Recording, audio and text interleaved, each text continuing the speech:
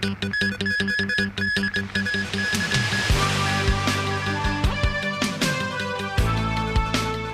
new cases of COVID-19 in the city. More than 20,000 coronavirus deaths in the United States, exceeding Italy's figure. And India extends its nationwide lockdown until the end of the month.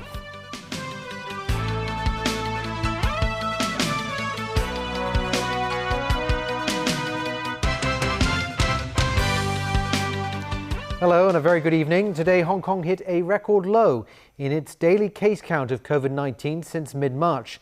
With 4 cases reported overnight, the city's total number of infections has jumped to 1,004. Jackie Lin begins our coverage.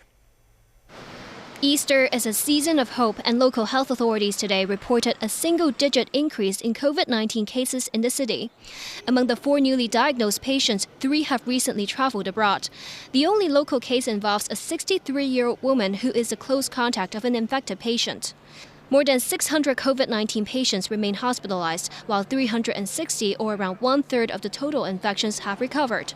Does the number suggest we have put a lid on the raging epidemic? I think it's indeed very difficult to bring the situation under control because we continually to have travelers from overseas. So we'll definitely have new cases. Authorities said the decelerated weekly average was a reflection of the public's vigilance over the past 2 weeks. However, if we go out and gather again, and if there is any asymptomatic infection and chains of transmission, another outbreak will happen. This sobering message was echoed by Health Chief Sophia Chan, who reiterated the importance of containment policies. She added that starting tomorrow, everyone coming back from the US and Europe can only return home after testing negative for the virus at Asia World Expo after landing at the airport. Despite the uncertainty surrounding the epidemic, a human rights advocacy group said it's unfair for authorities to suspend non-emergency services at public hospitals indefinitely. They say with a sprint modus operandi instead of a marathon mentality, authorities could be strategizing misguided public health policies that overlook the need for medical attention among non-COVID-19 patients. They include the wife of Mr. Hui, who survived a stroke last year. Her follow-up cranial surgery has been put on hold for 3 months. In response, the hospital authority says with non-emergency services halved since the pandemic unfolded, it will consider the possibility of resuming them in phases. Jackie Lin, TVB News. Well, social distancing was not on the minds of some Hong Kongers today, despite government advice that people should stay at home if possible. Piggy Wong has that story. Sai Kung became an escape for many people today. Boat tours, once again, were popular with people looking to take a reefer from staying indoors. Seafood restaurants were also packed. This man told us how the virus is not affecting his holiday spirit. Still do some social distancing, but just small groups with a few people I think is all right. Just take protective measures where you can. Use hand sanitizer. Don't touch anything. Just be safe, but it's a beautiful day. It's still worth celebrating. It's a holiday. Of course, worried about it, but sometimes you still have to get out and do things regardless of the virus, and just just try not to touch anything. Don't touch anybody. Just be as safe as you can. Be responsible. I think that's all there is to it. Over at the Shingmun Reservoir, many families were going on a hike. Some even took their mask off. This father with his 7-month-old son said he chose to come out early morning to let his baby get some sun. I don't usually go out, but I have to find a balance between going out and staying home, as I think it's also easy to get sick when you stay at home all the time, he said. At Victoria Park, many domestic helpers also gathered on their day off. Officers gave out leaflets reminding them not to gather with more than 4 people. Some came alone. I'm more safe if alone. My friend, they are not off today. Most of them choose to not take off. Are they worried about the virus? Yeah, maybe. 1 month I just off today. In Central, police officers were also seen asking domestic helpers to keep a distance. Some said they wouldn't stay long. For my own safety, so I don't like to stay here long. I just want to come and send money back home because we need money in my family. Are you worried of the virus? Yes, of course. So I need to take care of myself too. Some employer, they don't want to allow their maids to stay at home, right? Some of my friends say they cannot allow to stay at home. Maybe they want to have their own privacy also in their house. Some domestic helpers said they have tried to follow social distancing measures. So instead of sitting close to each other during their outings, they have started to sitting further away from each other when they chat and share food. Thank you all, TVB News. Turning overseas now, the United States now has more deaths from COVID-19 than any other nation, surpassing 20,000. It's also the country with the most people diagnosed with the disease. Still, in the worst-hit U.S. region of New York, officials say the slowdown in the rate of infections continues. From U.S. President Donald Trump to top federal health officials, all had warned that the week leading up to Easter would be grim. And they were right. On Saturday, the United States surpassed Italy as the country with the highest coronavirus death toll, recording more than 20,000 deaths since the outbreak began. Still, a glimmer of hope from the epicenter of America's outbreak, where the rate of COVID-19 hospital admissions is starting to slow. Experts have warned the U.S. death toll could rise further if stay-at-home orders that have closed businesses and kept most Americans indoors are lifted when they expire at the end of the month. Still, with the shutdown taking its toll on the economy, conversation is starting to shift over when to start things up again. The number of Americans seeking unemployment benefits in the last 3 weeks surpassed 16 million. The U.S. economy shed 701,000 jobs in March, the most since the Great Recession. Which is why President Trump has made it no secret that he wants life to return to normal as soon as possible and get people back to work. Speaking with Fox News, Trump said he would make a decision reasonably soon. He added he will unveil a new advisory council, possibly on Tuesday, that will include some state governors and will focus on the process of reopening the economy. Well, British Prime Minister Boris Johnson is praising his country's state-run health service as he deals with the coronavirus. The comments come as medical professionals in the country deal with a shortage of equipment. Peter Gaveas has details. Prime Minister Boris Johnson said he owes his life to the staff of Britain's state-run National Health Service. Those are Johnson's first comments since being released from intensive care for treatment for COVID-19. The positive words came as criticism emerged over a shortage of personal protective equipment, or PPE, for healthcare workers. Well, I'm sorry if people feel that there have been failings. I'll be very, very clear about that. But at the same time, we are in an unprecedented global health pandemic right now. It is inevitable that the demand and the pressures on PPE and the demand for PPE are going to be exponential. One way to help during the pandemic is to continue with social distancing, and people in Britain appeared to heed government warnings not to venture out during the lockdown. Even Queen Elizabeth asked people to mark the Easter holiday at home. This year, Easter will be different for many of us. But by keeping apart, we keep others safe. But Easter isn't cancelled. Indeed, we need Easter as much as ever. Her Majesty released an audio recording set to an image of a candle. She said candles speak to people of all faiths and cultures and unite them. Spain announced a further 510 deaths related to the coronavirus Saturday, bringing the national death toll to more than 16,000. The figures were the country's lowest daily death count in nearly 3 weeks. Italy registered its lowest day-to-day increase in deaths in more than 2 weeks. The 525 deaths Saturday is the lowest since 427 deaths were registered March 19th. Pope Francis gave an Easter address from an empty St. Peter's Basilica. The webcast brought a message of hope, with the pontiff likening current struggles with the pandemic to that of people who had seen Jesus crucified. And the orchestra from Milan's famous La Scala Opera House found a way to thank healthcare workers during Easter. Musicians from the La Scala Philharmonic Orchestra collaborated on a video performance to honor medical professionals fighting the coronavirus. Peter Caveos, TVB News. Britain says it is pledging £200 million to the World Health Organization and charities to help slow the spread of the coronavirus. The British government says £130 million will go to United Nations agencies, with £65 million for the WHO. Another £50 million will go to the Red Cross to help war-torn and hard-to-reach areas.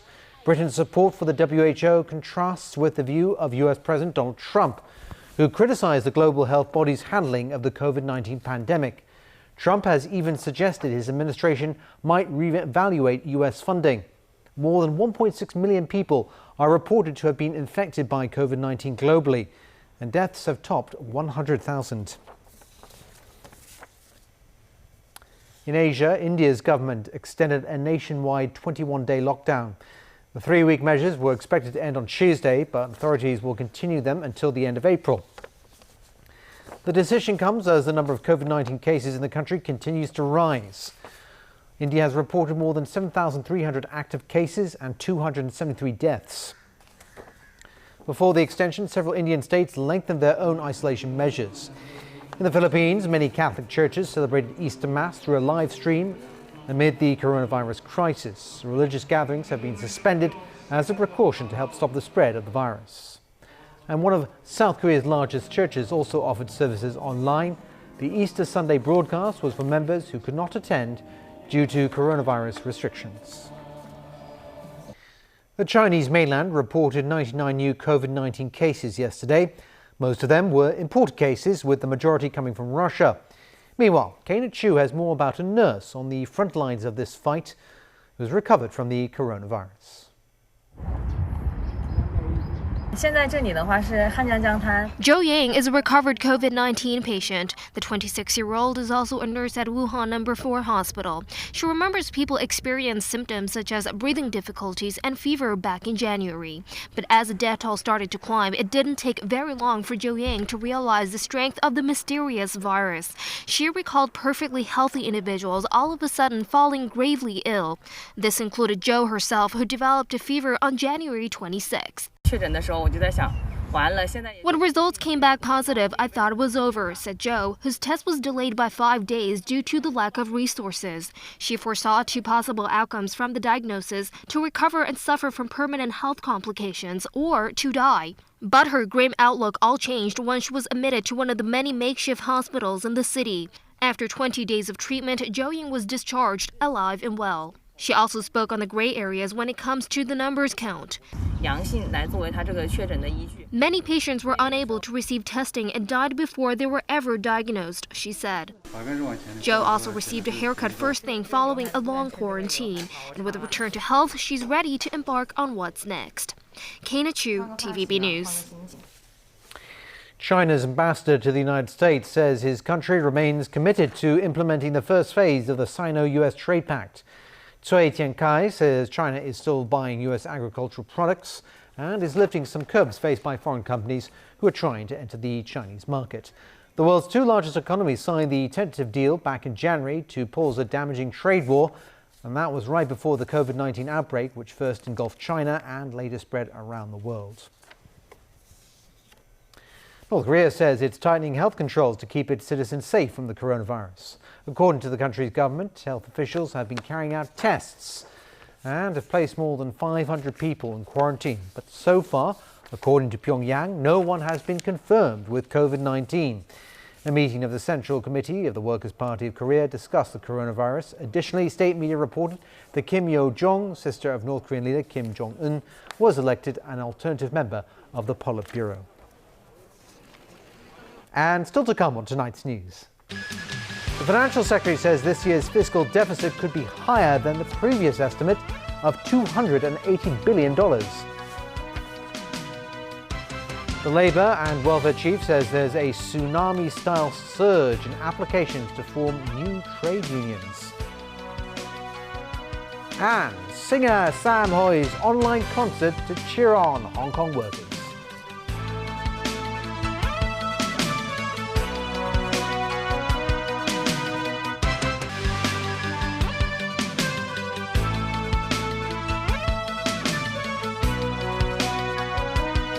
And a warm welcome back to TVB News.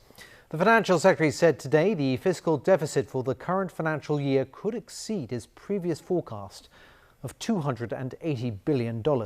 That's despite his original estimate that with the second round of the government's anti-epidemic fund, the deficit will be close to that figure. When I deliver the budget at the end of February, I forecast a budget deficit of close to $140 billion. Considering that during economic recession, tax collections, revenue from land sale would inevitably come down. We are of the view that it would be quite possible for the deficit for this year to exceed $280 billion. Meanwhile, a senior government official says the SCR administration is working on special subsidy schemes for those without a mandatory Provident Fund account. Haley Joe with the story. Secretary for Commerce and Economic Development Edward Yao says there's no silver bullet that could tackle the financial crisis stemming from the COVID-19 pandemic. This after the $80 billion wage subsidy scheme announced on Wednesday faced criticism that it is missing workers without an MPF account out. Everybody working in Hong Kong, be they employed or self-employed, should have an MPF account. But there are also sectors which, for some reasons, people may not necessarily be holding such an account. In addition to the major chunk of employment subsidy scheme, we are also having special scheme for construction industry, for catering, as well as for the transportation sector. He says the government is also planning to hand out around $1 billion directly to self-employed workers in the tourism sector. We are spending no less than $1 billion for the travel industry alone, on top of the employment subsidy scheme. Travel guides, escorts, coach drivers, because, well, many of these practitioners in this industry are not necessarily direct employees of all the firms. We are dishing out certain money to them directly, as long as their principal income derived from travel trade. When asked whether the government would offer tax cuts for landlords to incentivize them to offer rent reductions for tenants, Yao said everyone has a role to play in fighting the pandemic. On the same note, the head of the Food and Environmental Hygiene Department said today restaurants that fail to comply with epidemic preventive measures, such as keeping tables at least 1.5 meters apart, would be barred from receiving subsidies from the government. Haley Zhou, TVB News. On to some other news now. And there's been a massive surge in applications for the registration of new trade unions in the city. The number of applications received by the government in the first quarter of the year alone is 100 times the figure for the entire year of 2018. Secretary for Labour and Welfare, Law Chi Kwong, described the increase as a tsunami-scale surge in his blog post. He admits the current capacity of the registry cannot keep pace with the burgeoning industrial fervour.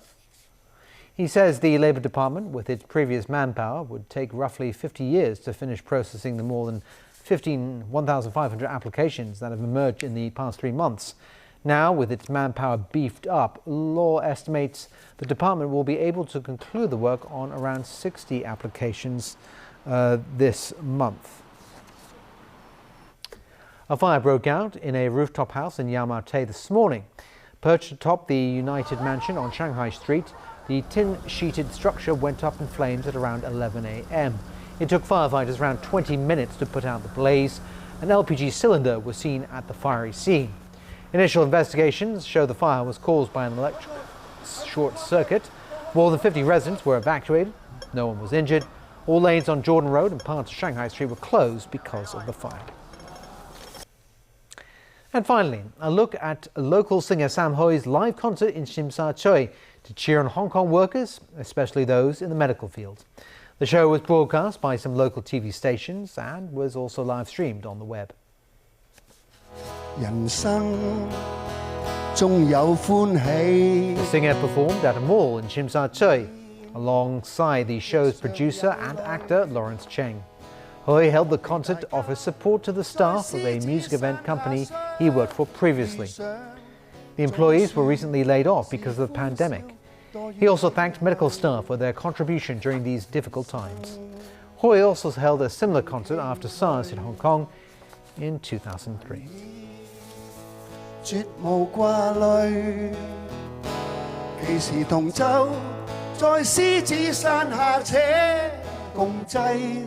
拋棄區分求共對。